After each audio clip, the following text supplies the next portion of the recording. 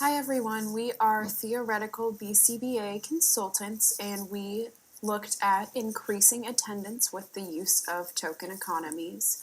I'm Peyton Johnson and my group members include Kelsey, Katrina, Aaron, Allie, and Haley.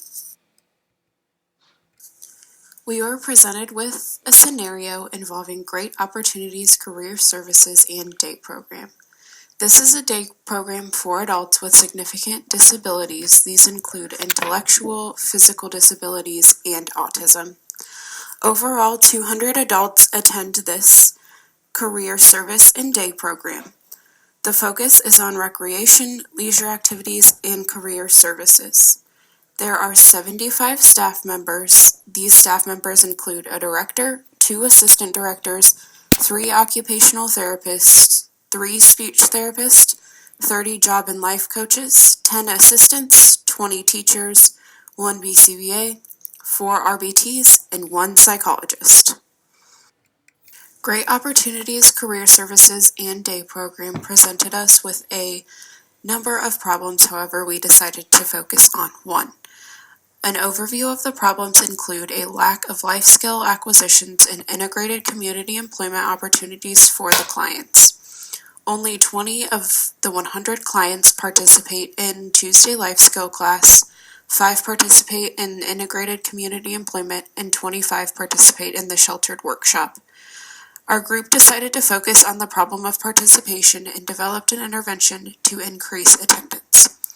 The intervention will be a clinic-wide implementation. Token economy, defined by Cooper, is a system whereby participants earn generalized condition reinforcers, for example, tokens, chips, and/or points, as an immediate consequence for target behaviors. Participants accumulate tokens and exchange them for items and activities from a menu of backup reinforcers. Token economy is a form of behavioral modification. It increases desirable behaviors and decreases undesirable behaviors.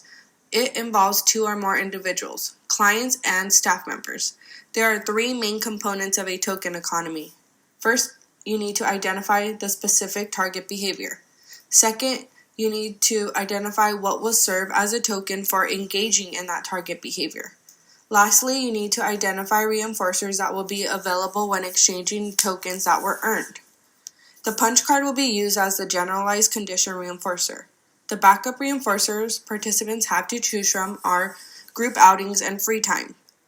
Williams and McLaughlin, 1989, stated, "Research has shown token economies being effective in increasing and maintaining behaviors across a wide range of population behaviors and settings, including individuals with developmental disabilities." There are several different variations of reinforcement systems that can be used to increase desired behaviors or decrease problem behaviors. Our group chose token economies. They are not new and they are not a trend. Token economies have been used as early as the Middle Ages, according to O'Leary and Drabman. However, there is more substantiated evidence for their use in the 1880s for children in New York schools who were rewarded with praise or badges and then were able to exchange those for toys or specific activities. In the 1960s, classrooms started focusing on using token economies for the specific use of improving social behavior. But why do we use them, and why are they so huge in classrooms and various settings, especially in behavioral clinics? They are used because they are cost-effective, they allow for several variations, they can serve a wide range of behaviors, students, and settings, and they're relatively simple to fade out. Kasdan 1982 states, "Token economies are versatile, focused on preference, timing, and allow for practical consideration of the individual, and are easily controlled by whoever is in charge of the reward or the tokens." Hi everyone, this is Allie Werner and I focused on the steps for implementation for the token economy. There are 7 steps in order to implement this token economy, and they are as follows. Step 1, give all clientele a small punch card. An example of a punch card would just be a small laminated piece of paper about the size of a credit card. Step 2, client attends weekly employment, meeting, workshop, or recreational activity. The client will only be required to attend what is available to them specifically.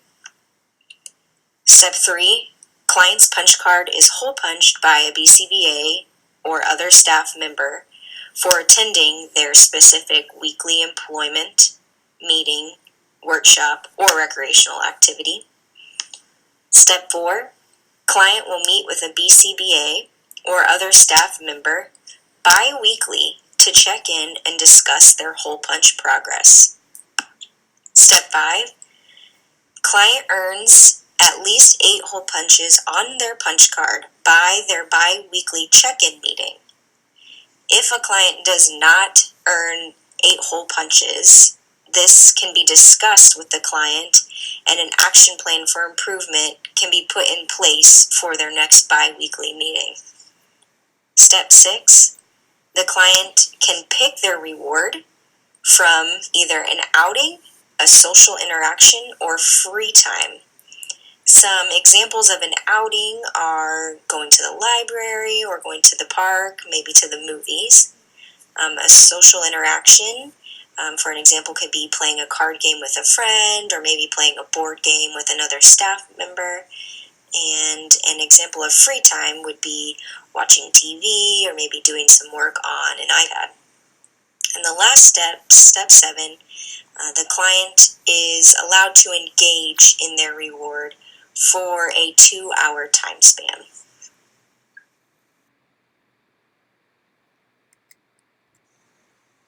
I'm Kelsey, and I'm going to be talking about the materials needed for a token economy intervention. So first and foremost, you need tokens and a token board. And some token boards are designed to be interesting and fun for the individual, but since we are working with a large group of adults, we decided to keep our tokens and boards simple and cost efficient. It is pictured below. It is wallet size with 8 indicated points that will be hole punched for attendance. Since we chose to keep our token board simple, we are able to utilize those funds toward a larger reinforcer. And that brings me to my next point. In order for our token economy to be effective, the reinforcer must hold value, so it's extremely important to include the reinforcers as materials that are needed for the intervention. For this intervention, we'll need to include transportation, staff, and funding as materials. And that's all for me, so next we can move on to an overview of implementation. Hey guys, I'm Aaron. I'll discuss the overview of implementation for implementing a token economy at Great Opportunities Career Services and Day Center. First, a staff meeting will be held to explain the intervention to the staff and designate execution responsibilities. Then the staff will be trained to properly implement the token economy with the clients currently at the Day Center. The designated staff will then inform the clients of the intervention and explain the contingency of the token economy, while other staff members will work on preparing the materials needed for the intervention, such as what we'll be using as tokens and the token boards. Other trained staff will assess client preferences to identify potential reinforcers. The staff will also work on requesting donations from clients who are currently employed, as well as family members of all the clients, to help subsidize the expense of reinforcement. Finally, a reinforcement schedule will be set to allow the opportunity for clients to exchange the tokens that they've earned for preferred reinforcers such as public outings and free leisure time. As mentioned before, we will use punch cards in order to implement the token economy. Each punch will represent a token. There will be 10 overall opportunities bi-weekly to earn a token and 8 necessary punches to attend the group outing or have free time. As you can see in the table on the left, each activity will equal 1 punch for the punch card, and there will need to be 8 punches in order to access reinforcement.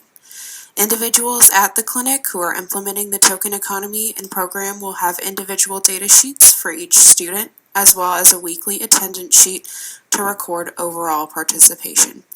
The individual data sheets will include whether or not the individual attended a certain event or activity, and there will also be an area where the sum of tokens earned will be kept. This way we can evaluate exactly what the individual is improving on, as well as their overall attendance.